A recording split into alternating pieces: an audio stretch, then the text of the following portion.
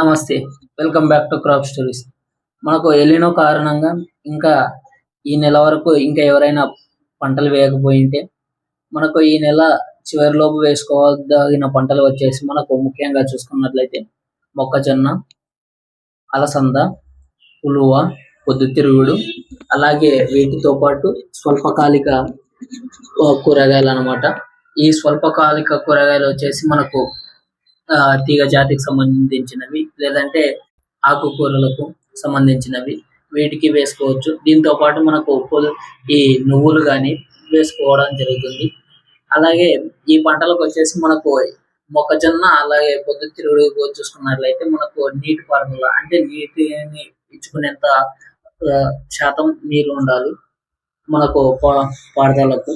అలాగే ఈ సజ్జలు గాని, ఉలువలు గాని, అలసంద గాని నీరు తక్కువ ఉన్నప్పటికీ సరిపోతుంది. అంటే ఇలా ప్రతిదీ వేసుకున్నట్లయితే మనకు లాభసాటిగా వ్యవసాయం చేసుకోవచ్చు. అలాగే దీంతో పాటు మనము ఈ ఆకుకూరలు అంటే మనకు స్వల్పకాలిక కూరగాయలు. ఈ స్వల్పకాలిక కూరగాయలలో వచ్చేసి మనకు ముఖ్యంగా చూసుకున్నట్లయితే ఆకుకూరలు తీగ జాతికి సంబంధించినవి. ఇవి బెండకాయ వీటిని మాత్రమే ఎందుకు వేసుకోవాలంటున్నామంటే ఇవి తక్కువ కాలంలో అలాగే త్వరగా పెరిగే పంటలు కాబట్టి వీటిని సూచించడం జరుగుతుంది.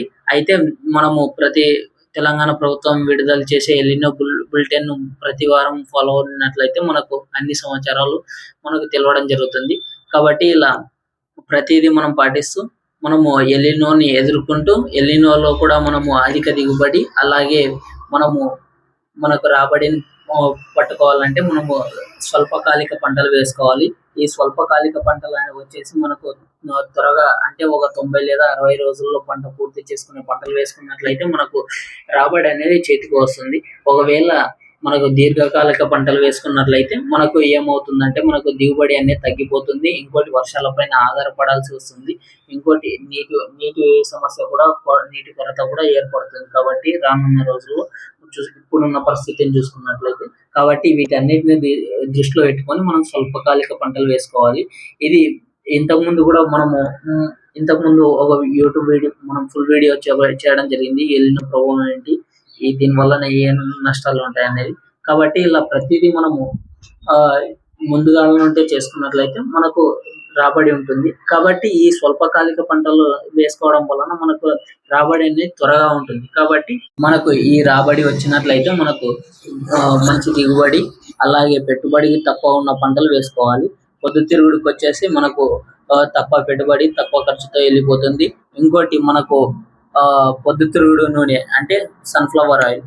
ఈ సన్ఫ్లవర్ ఆయిల్ ని మనము వేరే దేశాల నుండి, కెనడా నుండి ఇంపోర్ట్ చేసుకోవడం జరుగుతుంది. అలాగే మనము ఈ నార్త్ ఇండియా అంటే పై భాగంలో ఉన్న ఇప్పుడు పంజాబ్ గాని, హర్యానా గాని, ఉత్తరప్రదేశ్ గాని, మహారాష్ట్ర, మధ్యప్రదేశ్ వీటిలో మనకు సన్ఫ్లవర్ ఆయిల్ కంటే సోయాబీన్ ఆయిల్ ఎక్కువ తినడం జరుగుతుంది. సోయాబీన్ ఆయిల్, సన్ఫ్లవర్ ఆయిల్ అనేది మనం వేరే దేశాల మీద ఆధారపడి ఇంపోర్ట్ చేసుకుంటున్నాం అంటే దిగుమతి చేసుకుంటున్నాం అనమాట. ఇప్పుడు మన దేశంలోనే ఎక్కువ డిమాండ్ ఉంది అనమాట. ఈ డిమాండ్ ఉన్నప్పుడు మనం దీన్ని పొద్దుతిరుగుడిని సాగు చేసుకున్నట్లయితే మనకు అధిక లాభాలు వచ్చే అవకాశం ఉంటుంది.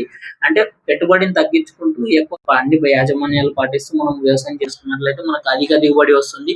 అలాగే నూనె శాతం కూడా ఎక్కువ ఉన్నట్లయితే మనకు మంచి క్వాలిటీ రావడం జరుగుతుంది. కాబట్టి ఇలా ప్రతిదీ కాలానికి అనుగుణంగా, వాతావరణానికి అనుగుణంగా మనం వ్యవసాయం చేసుకోవాలి. అలాగే వ్యవసాయంలో మార్పులు కూడా తీసుకురావాలి. ఈ వ్యవసాయంలో మార్పులు అలాగే వాతావరణానికి అనుగుణంగా అంటే ప్రాంతీయంగా వర్షపాతం ఎలా ఉంది, ఈ వాతావరణం ఎలా ఉంది, అలాగే మట్టి ఈ మనకు ప్రతిదీ వీటిని చూసుకొని మనం పంటలు వేసుకోవాలన్నమాట. ఇలా పంటలు వేసుకున్నట్లయితేనే మనకు ఎక్కువ దిగుబడి వచ్చే అవకాశం ఉంటుంది. అలాగే దిగుబడితో పాటు మంచి రాబడి కూడా వస్తుంది. కాబట్టి ఇలా ప్రతిదీ మనము అనుకున్న విధంగానే వాతావరణానికి కానీ ఈ పరిస్థితులకు అనుకూలంగా మనం వ్యవసాయం చేసుకోవాలి. కాబట్టి మనం ఒకే వరి వేసుకుంటాం, లేదంటే ఒకటే పత్తి పెట్టుకుంటాం, లేదంటే మిరప వేసుకుంటాం అన్నట్లయితే మనకు పెట్టుబడి కానీ అప్పులు మాత్రమే మిగులుతాయి.